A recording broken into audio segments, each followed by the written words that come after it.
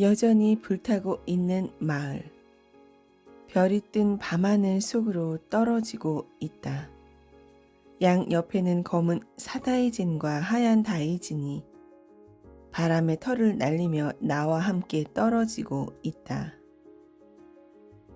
눈앞에는 눈부신 은하수가 있고 눈 아래에는 검은 구름이 지평선 너머까지 덮고 있다. 내 몸은 그 구름 속으로 떨어지고 있다.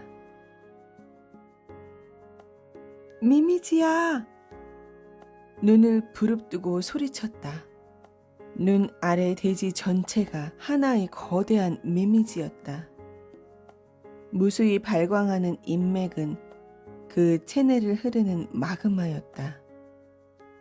현세에서 본 탕류 같은 몸통과는 180도 다르게 저 세상의 미미지에는 또렷한 실체가 있었다. 그것은 이름 그대로 거대한 한 마리의 지렁이였다. 뒷문으로 나가려 해. 미미지의 머리 건너편을 올려다보며 절규했다.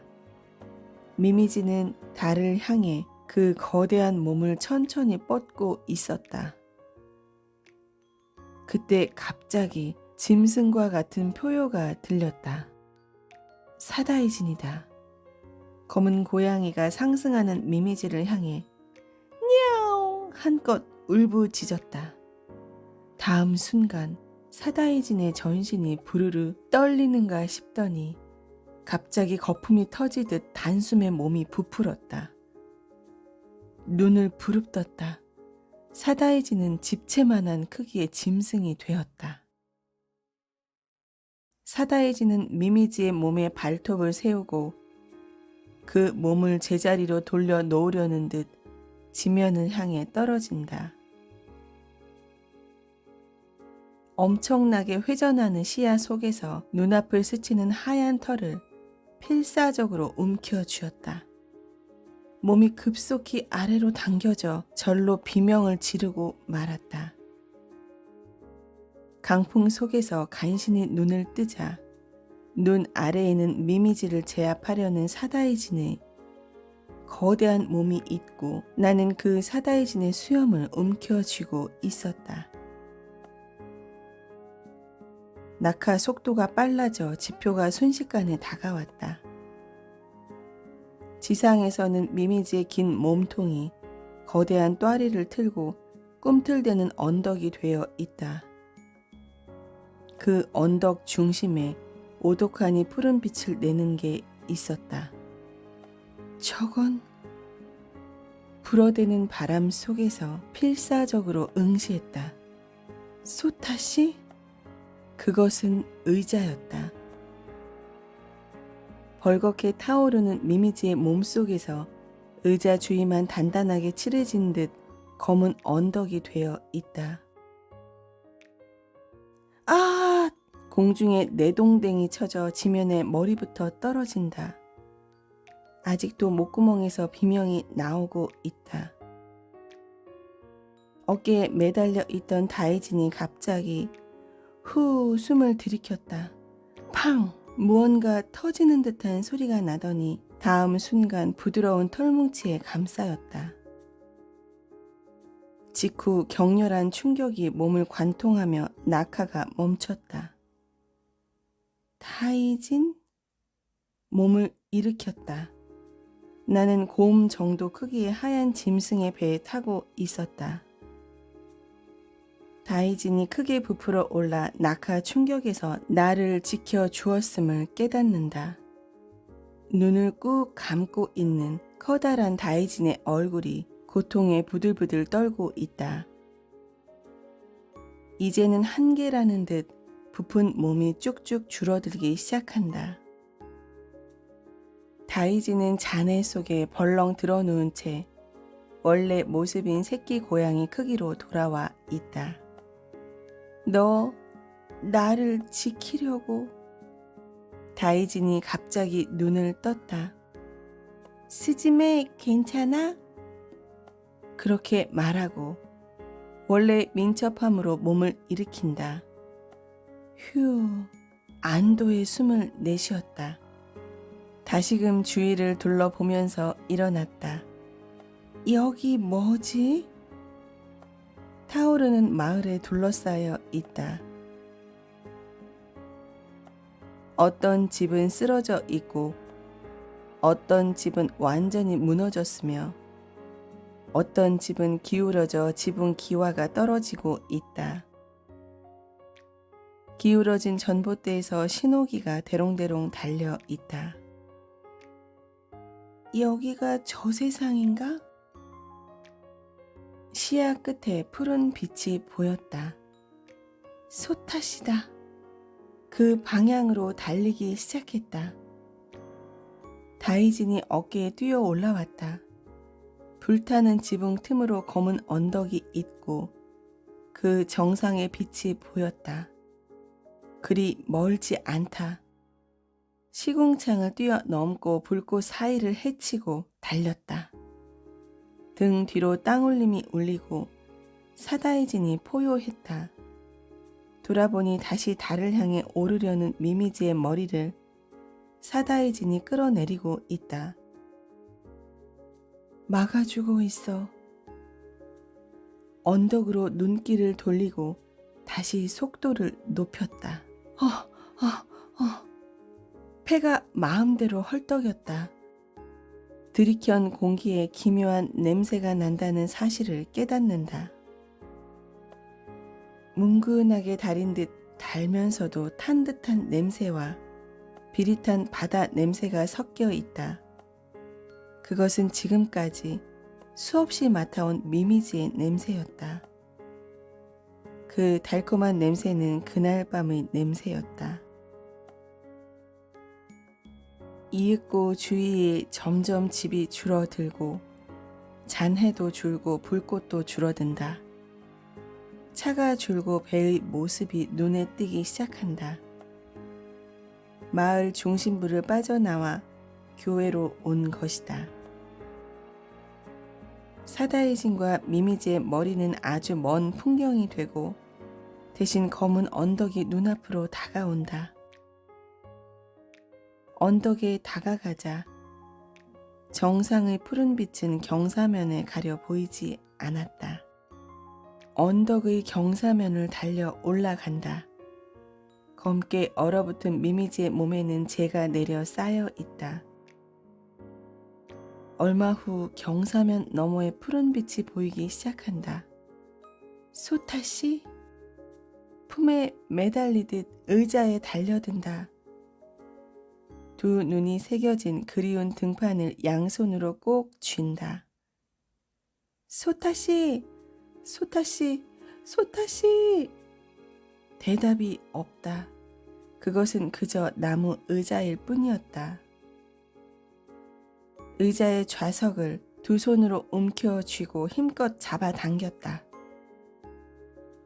미미지에게서 빼내려고 힘을 준다. 의자는 얼음처럼 차갑게 미미지의 몸통에 꼭 박혀 있다. 스즈메, 왼쪽 어깨에 올라탄 다이진이 그 빛에 눈을 가늘게 뜨며 내게 말한다. 돌을 빼면 미미지 밖으로 나가버려. 내가 요석이 될 거야. 생각보다 먼저 소리쳤다. 부탁이야. 제발 깨어나, 소타씨. 소리치면서 있는 힘껏 의자를 뺀다. 갑자기 다이진이 내 팔에서 뛰어내렸다.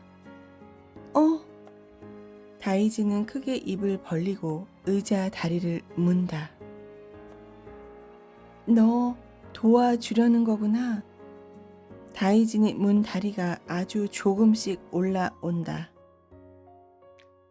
틈으로 푸르고 차가운 빛이 새어 나온다. 다이진의 몸도 서리로 뒤덮인다. 나는 숨을 내뱉고 들이쉰 다음 다시 힘껏 당긴다. 의자가 조금 빠진다. 의자를 빼면서 필사적으로 소리친다. 소타씨, 나 여기까지 왔어요. 서리가 어깨에 이어 얼굴까지 올라온다. 속눈썹까지 가는 얼음이 붙는다. 소타씨, 대답해요. 소타씨, 소타씨. 내 몸에서는 아까부터 감각이 사라지고 있다. 속눈썹도 얼어붙어 눈을 뜰 수 없다. 그래도 힘을 늦추지 않는다. 저 학생. 그때 소타씨의 목소리가 들렸다. 어디서지? 의자에서 들리는 게 아니다. 귀로 들리는 목소리가 아니다. 이 근처에 폐허 없니? 이 소리는 몸의 안쪽에서 울리고 있다. 폐허? 내 목소리가 들린다. 얼어붙은 눈꺼풀 안쪽에서 의아해하는 표정이 이쪽을 보고 있다. 내가 보인다. 자전거에 앉아 있고 그 뒤로는 아침의 푸른 바다가 있다. 이것은 4일 전 처음 만났을 때의 소타씨의 기억이다. 너는 죽는 게 무섭지 않아? 그렇게 말하고 소타씨는 나를 올려다본다. 여행에 나서고 이틀째 폐교에서 문단속 했을 때다. 무섭지 않아. 의자를 덮듯 감싸고 알루미늄 문을 미는 내가 진흙투성이 얼굴로 소리친다. 저기요, 우리 너무 굉장하지 않아요? 문단속을 끊는 뒤 득의양양한 내 얼굴. 맞아. 틀림없이 중요한 일을 하고 있어. 이게 끝인가? 이렇게? 도쿄 상공의 미미지 위에서 서서히 요석이 되어가는 소타씨가 말하고 있다. 시야가 점점 얼음으로 닫힌다. 하지만 나는 너를 만나. 내 얼굴이 울고 있다. 바보처럼 눈물을 뚝뚝 흘리고 있다. 너를 만났는데. 내 우는 얼굴을 마지막으로 소타씨의 시야가 검게 닫힌다. 소타씨! 저도 모르게 소리친다. 하지만 당연히 그 목소리는 소타씨에게 닿지 않는다. 내가 듣는 소리는 과거의 요석이 되어 버렸을 때의 소타씨의 마음이다. 사라지고 싶지 않아. 더 살고 싶어. 살고 싶어. 죽는 게 무서워. 살고 싶어. 나도 그래요. 움켜쥐고 있는 의자를 향해 소리친다. 나도 더 살고 싶어요. 목소리를 듣고 싶어요. 혼자는 무서워. 죽는 게 무서워. 소타씨! 그러니까 부탁이야. 눈을 떠요. 당신이 없는 세계는 너무 무서워 견딜 수 없어요. 그러니까 일어나요. 눈을 떠요. 진심으로 바라면서 차가운 의자에 입술을 댔다. 아무것도 없어야 할 곳에 갑자기 무언가가 생겼다. 그것은 열이었다. 눈꺼풀 안쪽이다. 눈물의 뜨거움이다. 소리였다. 이번에는 귀가 열을 띠기 시작했다. 먼 곳으로부터 들리는 누군가의 목소리가 그에게 귀의 의미를 부여하기 시작했다. 입술이었다. 누군가의 희미한 체온이 그의 입술에 색을 돌려주려 했다. 끊어졌던 그의 세계를 잇는 시를 누군가가 하나하나씩 다시 잇고 있는 듯 했다. 천천히 눈을 떴다. 눈앞에 한 장의 낡은 문이 서 있다. 아, 입에서 숨이 흘러나온다. 그 숨도 뜨겁다. 문이 철컥 열렸다. 너무 눈부셔 눈을 가늘게 뜬다. 그곳에 누가 있다. 이쪽으로 손을 뻗고 있다. 그의 세계로 들어오려 한다. 그도 손을 뻗으려 한다. 얼음이 깨지고 서로의 손가락 끝이 닿는다. 서로의 손을 잡는다. 열이 흘러 들어온다. 그 가녀린 손이 힘껏 그를 당긴다. 뜨거운 눈물이 그의 눈에서 흘러 넘친다. 얼음이 녹고 깨진다. 그리고 그의 몸은 드디어 의자로부터 떨어진다. 그는 문을 넘는다. 푸른빛이 폭발하며 의자가 빠졌다. 나는 의자를 잡은 채 뒤로 벌렁 나가 떨어져 언덕 경사면을 대굴대굴 굴러 떨어졌다. 몸이 멈추자 눈을 부릅 떴다. 눈앞에 그가 있다. 소타 씨가 눈을 감고 누워있다. 사람 모습의 소타 씨였다. 하얗고 매끄러운 피부에는 따뜻한 혈색이 있다. 천천히 호흡하고 있다. 우리 몸에 열이 돌아오고 있음을 나는 일출을 바라보는 심정으로 느끼고 있다. 그가 살며시 눈을 뜨고 나를 봤다. 스즈메, 소타씨. 소타씨가 천천히 상반신을 일으켰다. 나도 일어났다. 그때 소타씨의 어깨 너머에 누워있는 하얀 털 뭉치를 발견했다. 다이진? 서둘러 달려갔다.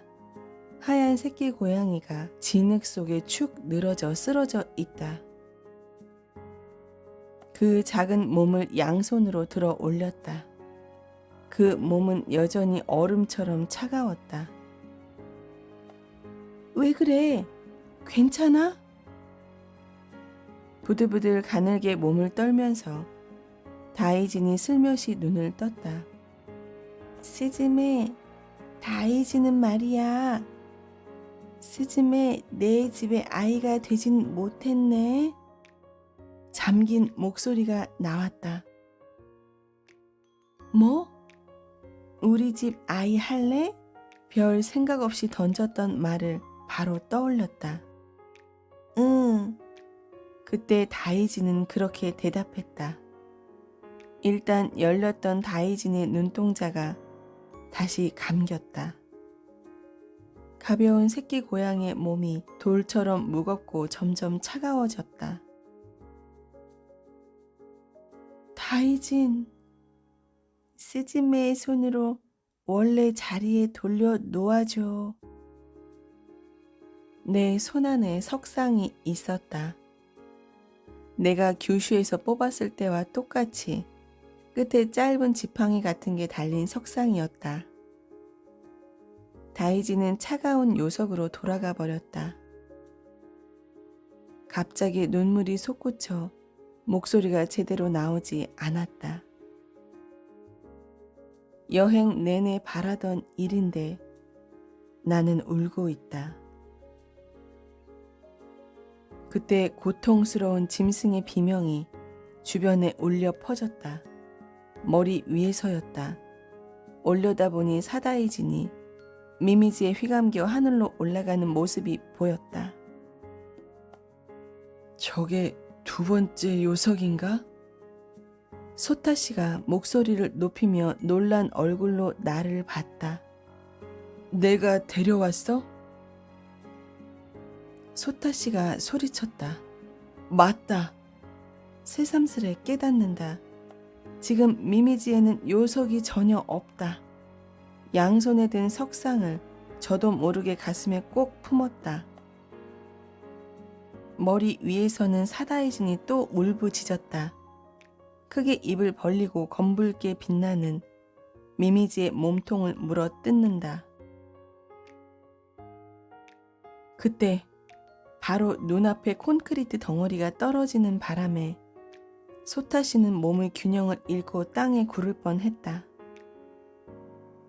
나는 직접 그의 팔에서 뛰어내려 진흙에 한 손을 대고 달리기 시작했다. 스즈메! 소타시가 나란히 달리면서 걱정스럽게 말했다. 난 괜찮아요. 소리쳤다. 맞다. 우리는 전우다. 둘이라면 무적이다. 세계의 이면에서라도 우리 둘이라면 싸울 수 있다. 이제 어떻게 해야 해요? 타오르는 잔해 속에서 진흙탕을 박차고 달리며 물었다. 목소리를 듣고 들려줘. 네? 따라와. 소타씨는 그렇게 말하고 주위에서 가장 높은 잔해의 산더미로 간다. 아래옵기도 송구한 히미지의 신이시여. 소타씨가 커다란 목소리로 소리치기 시작했다. 그가 바라보는 눈길 끝에는 타오르는 마을이 있고 그 너머에서는 미미지와 사다이진이 얽혀 있다. 머나먼 선조의 고향 땅이여, 오래도록 배령받은 산과 하천이여, 경외하고 경외하오며 삼가. 소타씨가 마치 마을 전체를 품듯 크게 양손을 펼쳤다. 감은 눈에는 구슬 같은 땀방울이 여럿 달려 있다. 돌려 드리옵나이다. 그렇게 소리치면서 짝 크게 손뼉을 친다. 다음 순간 눈앞에 펼쳐진 광경에 눈을 부릅떴다. 그것은 아침 햇살을 받은 오래전 이 마을의 모습이었다. 다채로운 색깔의 지붕이 햇빛을 반사하고 도로에는 차 여러 대가 달리고 신호기에 파란불과 빨간불이 깜빡이고 있다. 저 멀리 푸른 수평선에는 하얀 고깃배가 빛을 뿌리며 떠 있다. 된장국 냄새와 생선 굽는 냄새, 빨래 냄새, 등유 냄새가 있다. 이른 봄의 아침을 맞은 마을의 냄새였다. 이윽고 바람에 실려온 듯한 조그만 목소리가 들려왔다. 어린애 목소리, 노인의 목소리, 듬직한 목소리, 다정한 목소리, 다양한 사람의 목소리가 한꺼번에 내 귓가에 닿기 시작했다. 좋은 아침, 안녕하세요. 잘 먹겠습니다. 다녀오겠습니다. 잘 먹었습니다. 잘 다녀와. 빨리 와라. 조심해서 다녀와. 갔다 올게. 다녀올게요. 다녀와라. 다녀올게요.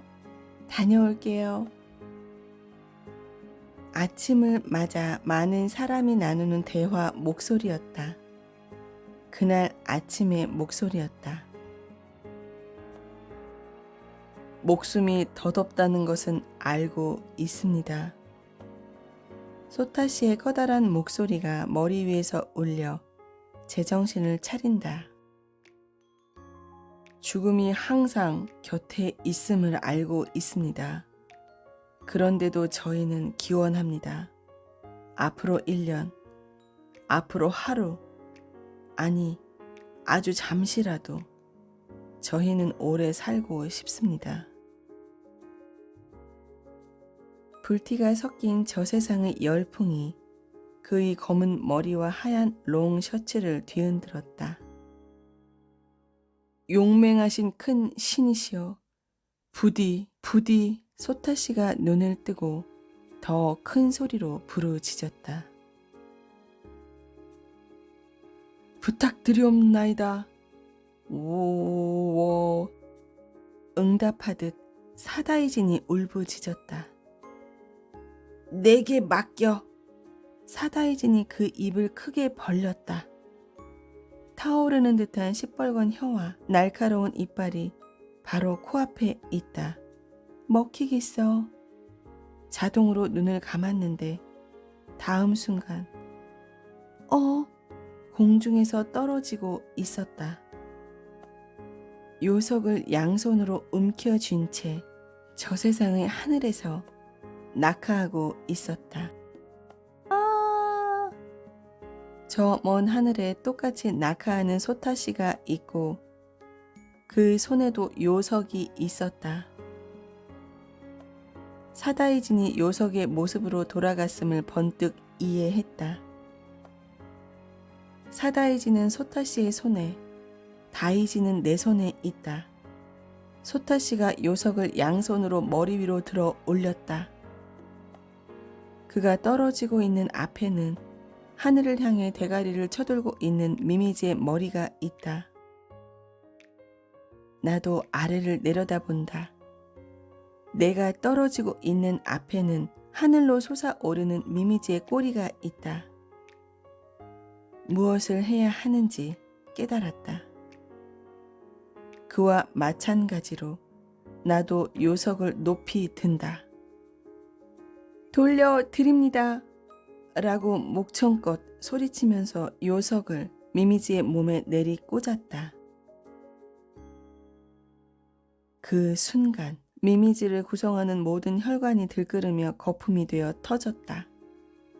두 개의 푸르고 긴 빛의 창이 미미지의 머리와 꼬리를 동시에 관통했다. 다음 순간 그 장대한 몸이 크게 튀어 오르더니 빛의 비가 되어 지표에 격렬하게 쏟아졌다. 마치 마을 전체를 감싸 안을 듯 녹음이 잔해를 묻어버렸다. 그리고 깊은 수풀로 뒤덮인 채 눈부신 별빛을 받는 평온한 폐허가 나타났다. 모든 것의 시간. 스즈메. 부드럽고 다정한 목소리가 내 이름을 부르고 있다. 소타씨. 수풀 속에서 상반신을 일으켰다. 소타씨가 하얀 롱 셔츠를 벗어 내 어깨에 살짝 걸쳐 주었다. 교복이 너덜너덜 여기저기 찢어져 있음을 조금 뒤에야 알아차렸다. 우리 흙으로 돌아간 미미지와 함께 땅으로 떨어졌어. 안 다쳤어? 아픈 데도 없고 몸도 잘 움직였다. 응. 이라고 대답하며 천천히 일어났다.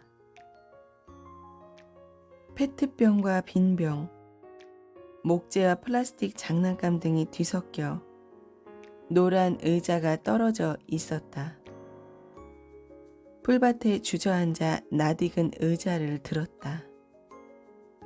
그날 쓰나미에 휩쓸려 갔던 이 의자를 머리에 떠오른 말을 혼잣말처럼 중얼거렸다. 여기서 주웠어요. 다시 의자를 주운 장소를 둘러봤다. 스즈메, 누가 있어? 조금 떨어진 곳에서 소타씨가 놀라 목소리를 높였다. 네? 그의 눈길을 따라가니 아주 멀리 있는 언덕 능선에 하얀 빛이 도는 새벽 보름달이 떠 있고 그곳을 향해 조그만 그림자가 천천히 걷고 있다. 아이? 소타씨가 말했다. 나야. 가야 해요. 솟구치는 놀라움과 당황 속에서도 대답했다. 도저히 가만히 있을 수 없어서 의자를 든 채 달리기 시작했다. 스즈메, 미안해요. 잠깐만 기다려요. 소타씨는 더는 묻지 않고 그 자리를 머무른 채 나를 지켜보듯 배웅했다. 그랬구나. 드디어 알았네. 나는 생각했다. 알고 싶지 않았다. 하지만 줄곧 알고 싶었다. 줄곧 엄마였다고 생각해왔다. 언젠가 만날 수 있다고 마음 한편으로는 믿고 있었다. 동시에 다시는 만날 수 없다는 것도 실은 내내 알고 있었다. 초원의 바람은 차가워 내뱉는 숨결도 하였다. 소타 씨가 걸쳐준 롱 셔츠는 내게 너무 커서 빨간 교복 리본을 풀어 허리춤에 꽉 묶었다. 이렇게 입으니까 하얀 원피스 같다.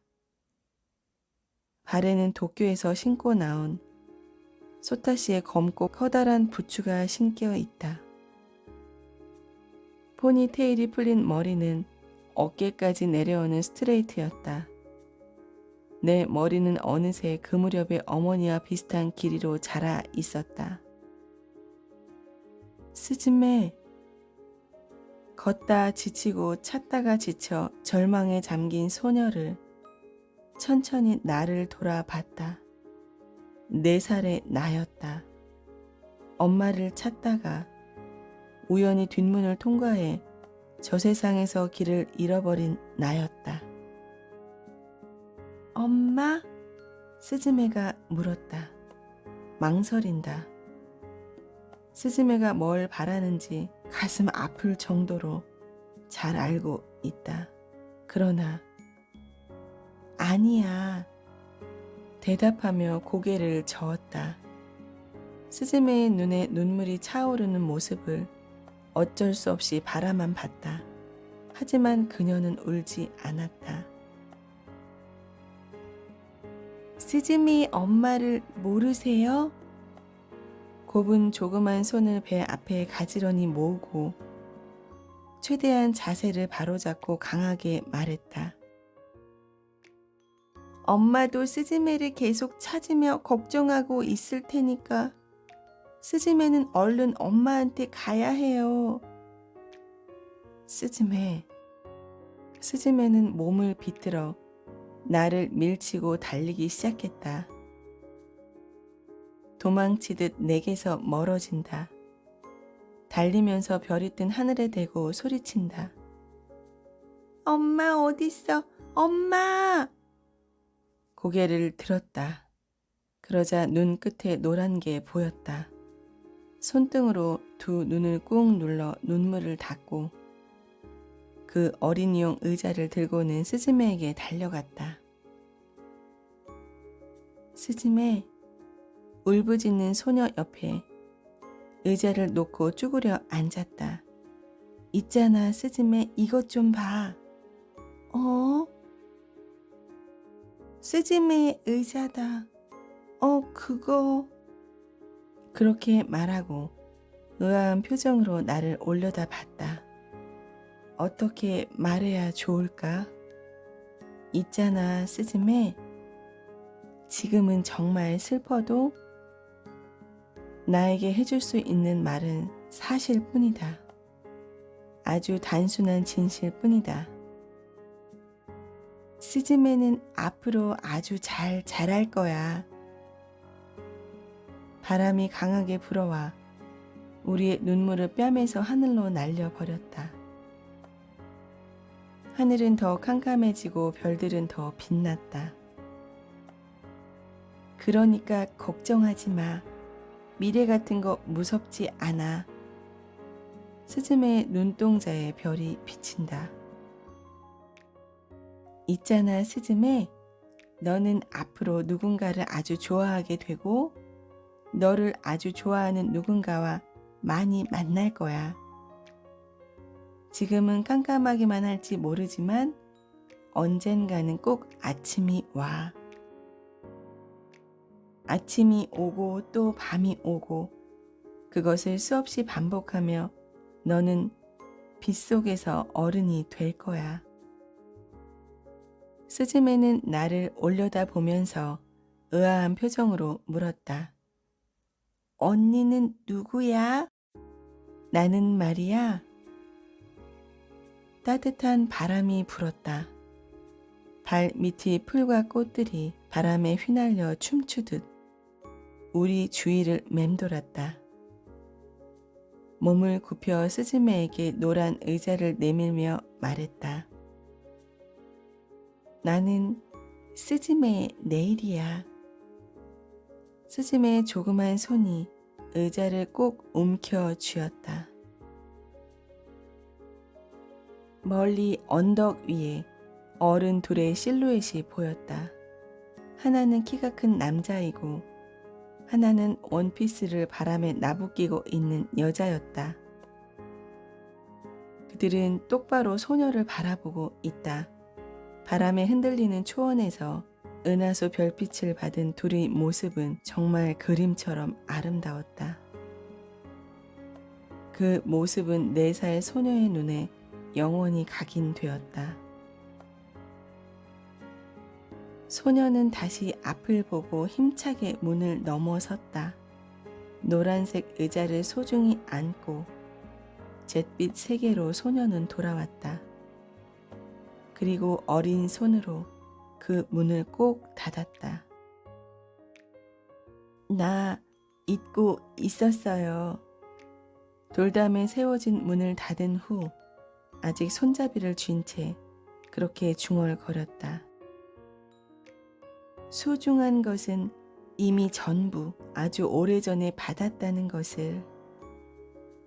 옆에 선 소타 씨가 온화한 미소를 지은 채 끄덕였다.